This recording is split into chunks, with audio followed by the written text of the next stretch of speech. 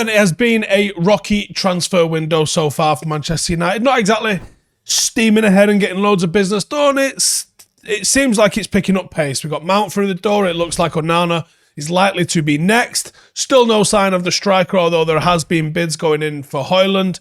And defence is another area I think United want to improve. And there's talk of all sorts of showdown talks and this, that and the other. And the uncertainty, the FFP, the who's going to own us, that's all seeming to start dragging on. And as is the Harry Maguire saga. United are going into a summer with a limited budget, with probably a few players that there are question marks over, and some that there aren't question marks over. I think the last season under Erik ten Hag eliminated all the question marks surrounding Harry Maguire. He doesn't fancy it. If he fancied him, he would have played him. He certainly wouldn't have played left-backs ahead of him when he was fit and available. I think Harry Maguire as club captain represents a massive issue that needs to be cleared off this summer for United to progress. Not just because of we need to replace him with someone that's more suited to our style of play in the squad, but also the significant wages that he's on might prevent us signing someone decent further down the line. So last season we made significant strides. We finished third, we secured Champions League football, we won a trophy, and I think it was pretty common knowledge that the club needed to build on that momentum and have a very, very solid transfer window, because this was an important transfer window. It was the validation of Erik ten Hag, and honestly, I expected us to be in a position where we had new owners as well coming into this, and that hasn't actually been the case. The expensive asset United need to move on is Harry Maguire. In terms of the value with players that we definitely want to get rid of, his has to be the highest. So the reason for his departure, I think they're quite universal, but I think it's also universal within the fan base that we're looking for a post-Maguire Man United. His performances are unworthy of the £80 million price tag and expectation, and certainly unworthy of the captaincy. Lack of leadership qualities, no value for money. There's not a lot of likability about him, although there are people who know him, that I know, who tell me I would love him. He's a lovely lad, but I don't think being a lovely lad is a requirement for being like Roy Keane. He's not a lovely lad, and he was the best captain I ever saw. His skill set isn't suited to being at an elite team in European football. I think he's mistake prone, and I think there's a bit of a lack of accountability from him, and weirdly there's a bit of arrogance, even though he looks nervous. That's the one that's hard to sort of wrap my head around a little bit. And what's going on? Harry Maguire's salary increase as a result of United qualifying for the Champions League is going to make it a lot more challenging to sell him. And he's by rights happy to just sit there and be like, nope, I've got a contract, figure it out. Ten Hag obviously wants to raise the finances required to buy that goalkeeper, to buy that centre-forward, and probably need to replace Maguire if he does go, because we are a little bit short in the centre-half department. In line with the rest of the United squad, Maguire was rewarded with a considerable wage increase after the third place finish took us into the Champions League. But he has undoubtedly lost his status as club captain. I think that's coming. But certainly within the squad, manager and player are open, it seems, to parting ways, yet Maguire's increased pay seems like it's going to either need to be supplemented by United or it will potentially put people off. And I can't imagine, and nor would I ask Maguire to consider losing any earnings in order to make a move happen. He can, of course, do that, but I wouldn't ask him or expect him to do that. I think if he's surplus to requirements at United, that's something that United have got to figure out. And I think there's going to be suitors for him. He is still somehow an automatic choice for England. And if he wants to stay an automatic choice for England, I don't think, even though it's Gareth Southgate and he has different rules for different players, I don't think he'll remain an automatic choice for England if he does not move on.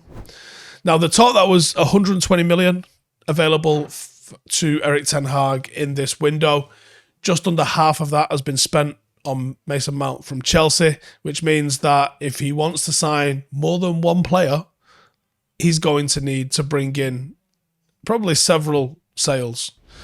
Right then, today I am collaborating with Emma Sleep. Emma Sleep, what's that? That's this, lads. Bosch. And they are the world's leading name in sleep solutions, revolutionising your sleep experience as someone who is constantly on the go.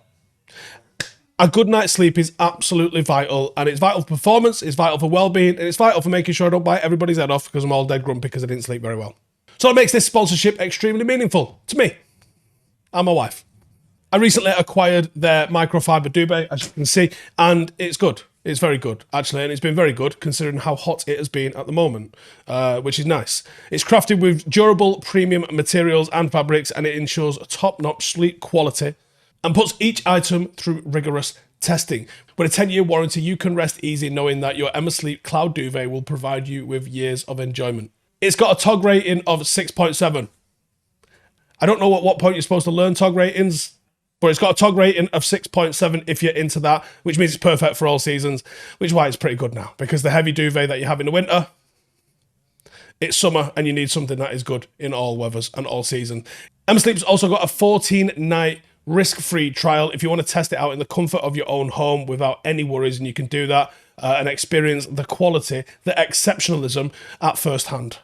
And if you choose their mattress, like I did, you will enjoy a 200-night risk-free guarantee and enjoy a decade of uninterrupted blissful sleep with Emma Sleep's 10-year warranty, demonstrating their commitment to both quality and durability. I've got an exclusive offer for all of our podcast listeners. You can get 55% off an additional discount when you top up and use the code StevensLeapJune.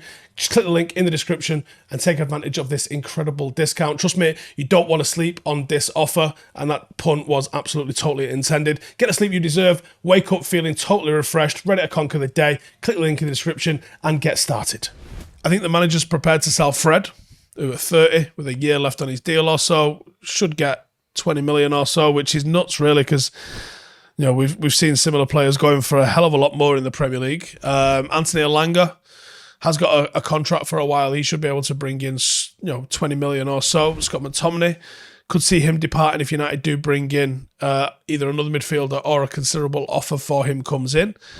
And I think if you manage to get rid of Fred, Elanga, Maguire, you've got somewhere in the region of 70 plus million or so, maybe 80, to go out there and bring in someone. I think for a combined, whatever's left in there, 160-ish million, you might be able to go out and get someone of consummate quality to bring in. A goalkeeper and a striker for that sort of combined money, I think is doable.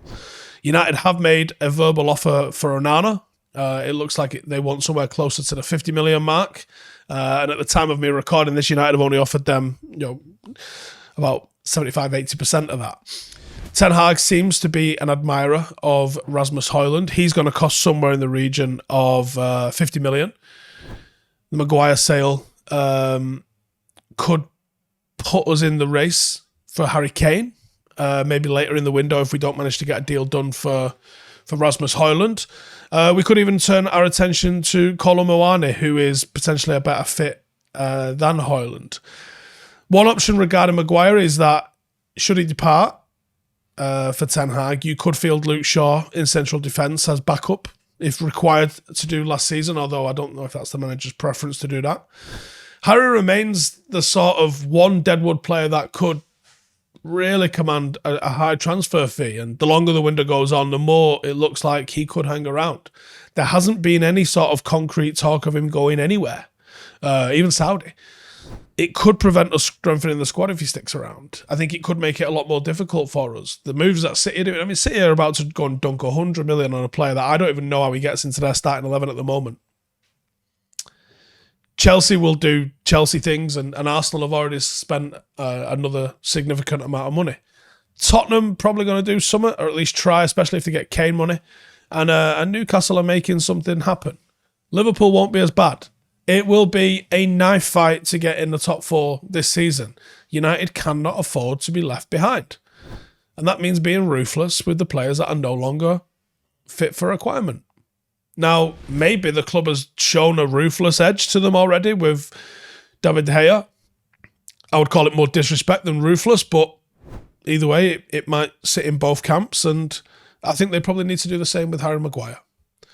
So, where can he go? Newly minted West Ham with that Declan Rice money burning a hole in their pocket seems to be the obvious choice. But is it Harry's obvious choice? Is there David Moyes is supposedly an admirer of him? Well, David, come on down. Let's get some of that cash out of your pocket. It looks a bit heavy. Otherwise, I have no idea where he's going to go. Let me know in the comments. Where do you see him going? I'll see you in a bit. Hey, thank you for watching the video. If you are new around these parts, then don't forget to subscribe. My channel is proudly supported by my community on Patreon. If you'd like to get a little bit of extra content, a Discord group, meetups, five-a-side games, weekly podcasts, behind the scenes, and even an occasional bit of transfer news as and when I get it, then for the price of a pint, you can show your appreciation for the content that we make and get some goodies for doing so as well. Check the link in the description or click the button right here. You'll also find all of my socials here too if you want to follow me on any of those platforms. Nice one.